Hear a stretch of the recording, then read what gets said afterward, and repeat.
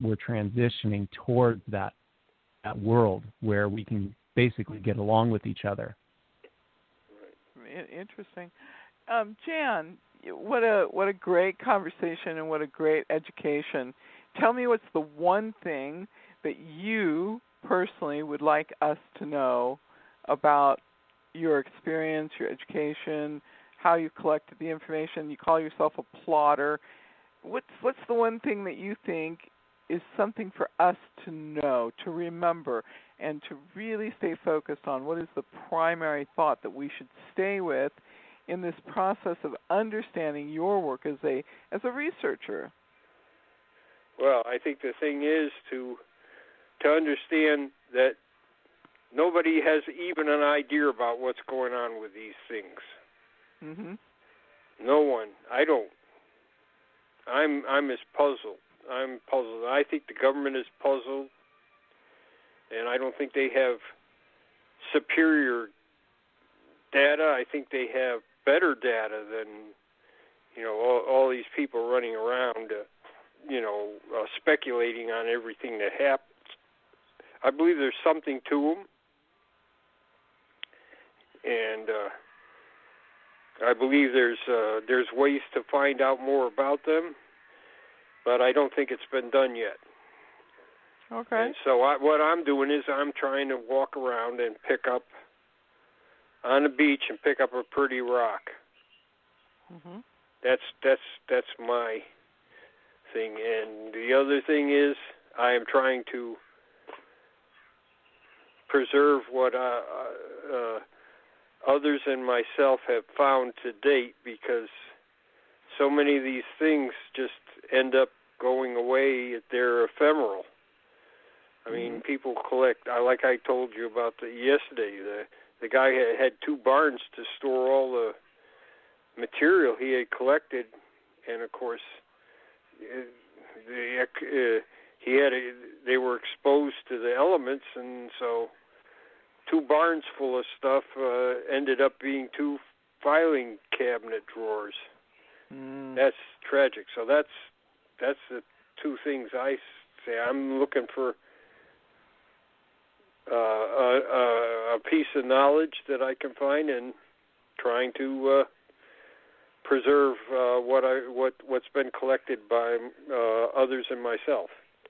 Okay, so we've got 2 problems with keeping that information. First of all, I guess the government has more information because they have more resources to store it. Right. But in the other pieces of information that individuals worked on, there were 2 hazards. One was incorrectly stored information, and then the other one was the angry wife. And the angry wife sounds just as destructive as the poor weather conditions.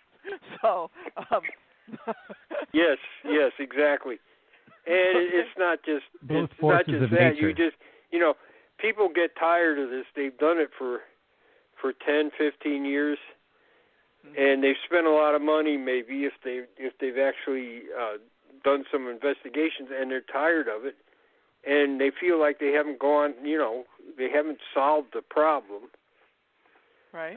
They maybe contributed to the solution, but nobody knows yet. So some people just take all their stuff and throw it away. So it's spend a lot of money and a lot of time, and then just get disgusted with the whole thing and chuck it. And you don't even need an angry wife. Sometimes it's just angry relatives. My friend Dave Clark in England and some of his colleagues, they went to one guy's home that had passed away, and the relatives showed him the remains of a bonfire that they had with his UFO stuff. Oh gosh. Yeah. Oh no. That is a lifetime of his collecting and everything. Oh no. Yeah. So. Was it like an intervention? No, it wasn't an intervention. He was dead, and they just destroyed all his work. It's like a bunch of barbarians, vandals. Yeah. Yeah. I mean, because I think it's, I think there's something in the subject. They didn't think anything was in the subject. They thought it was a waste of his time, so they just burned it. I have to say, there's some stories of vengeance in here. Yeah. Yeah. So, well, that's not right. Jan, it's so it sort of explains itself, because that is kind of a reoccurring sort of topic. These people come in and destroy it, but these people become consumed with it. So I find it interesting that you were able to take and work on this project as a government employee, retire, take up another profession, and then just become an expert in this area and publish your own works. So you sound like you had sort of a balanced life, or am I imagining things here? Tell me. Well, please. I guess people would call me obsessed. Okay. To say the least. Mm-hmm.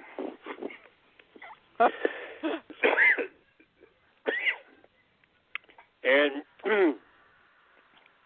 most, say, academics would say, you've wasted your life. No. Really? You've wasted your life, because there's nothing to this subject. In fact, some some academics say this is a threat to Western civilization. They've said that. This stuff should, it's like the, it's like the Inquisition in the Middle Ages. This stuff must be destroyed. Apocryphal more women. books. What about and things like for that. you? Like you say some people would describe you as obsessed. So how would you describe yourself, and what sort of drives you? What draws you towards this subject matter? Well, I want to know what's at the end of the rainbow. You want your Roswell. No, I don't want Roswell. I don't believe that Roswell is relevant. I believe it's an attempt to make money, and NASA said, show us some fragments or something we can put our hands on, and we'll be interested. All of a sudden, Roswell became the focus of ufology. It's the keystone of American ufology. Do real UFO experts think like, oh, come on, Roswell? What a hoax. No, they don't. Well, some of them are starting to get that way. I mean, they're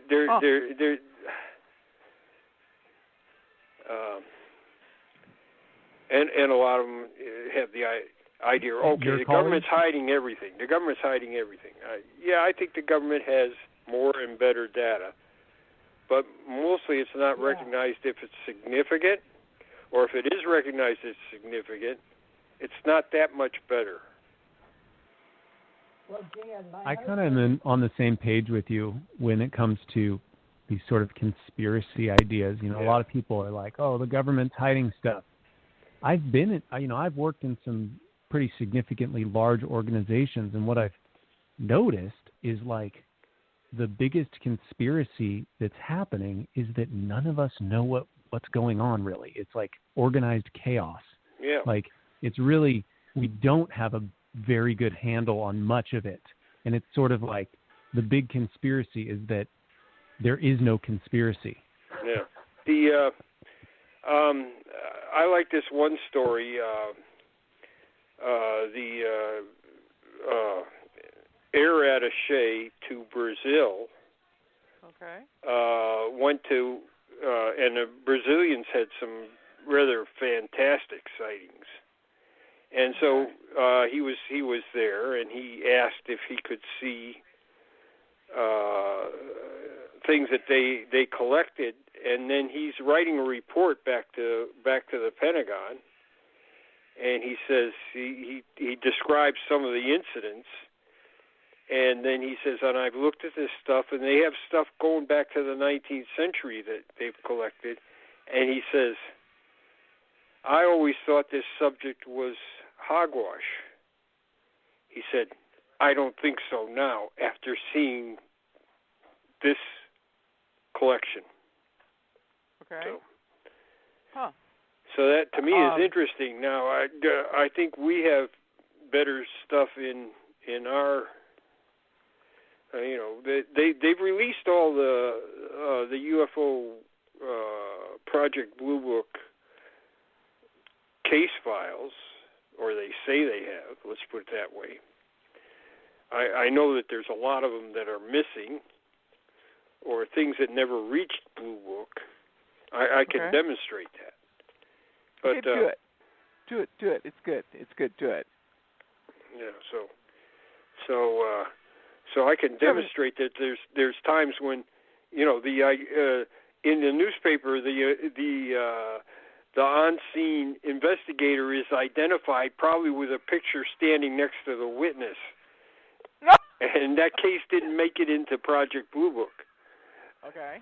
So is it hung up somewhere in the bureaucracy, or is there something that's? No, I've got better than that.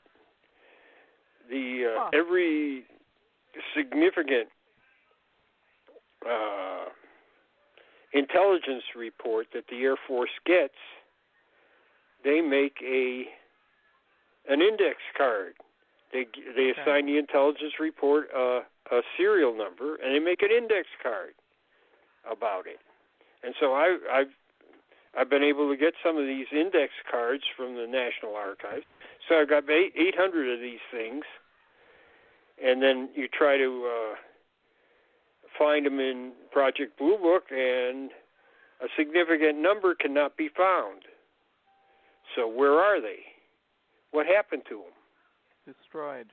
Yeah, destroyed, or somebody else has got them.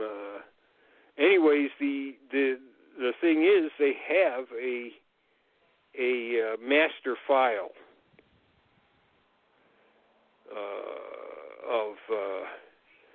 of all the intelligence reports that they ever got at the Pentagon. So if you know the serial number, you could theoretically ask for that report. I don't know anybody that has. Okay. I know somebody that was invited to come down there. I mean, my colleague who is no longer here, Robert Todd, they got so tired of him putting in FOIA requests for documents. They said, "Why don't you just come down here? We'll let you use our index." Of course, the index probably is now computerized, but I've got earlier things. So I got 1,100 intelligence reports I'd like to look at, and I've identified about somewhere around 800, not just from the index cards, but from other sources. References in other documents. So we don't have that document. So that's one of the things I'd like to. So you could say, where are they? And so they just invited him to come down, but he couldn't because he's the sole care of his mother at the time. Jan, we're out of time. Matt, it's been wonderful having you. Matthew Harnick of California, Richie Rich, Thank you. And this is Suzanne Wyman, who is doing a pretty good job of co-hosting. I love her voice. And so, Jan, what do you think? You think you've got enough information to come back and share with a lot of the newbies for 2020? Because we still don't have any people paying us dues yet, but we're working on it. Suzanne and I, we got MUFON. I paid my MUFON dues, everybody's, for their archives, so I can get theirs. But Jan and I don't have time to do us a article thing, but we've got websites. So his is project1947.com for anybody interested. And all my groups, because we haven't been organized and paying in dues, we've all been open source Facebook groups. I've got to get us some way to help us in the future because they're starting to charge me different monies, for my SSL certificates, $80 a piece for each year, and all our groups and in our archives and our databases. So I'm paying for all this, so folks, if you want to help us, let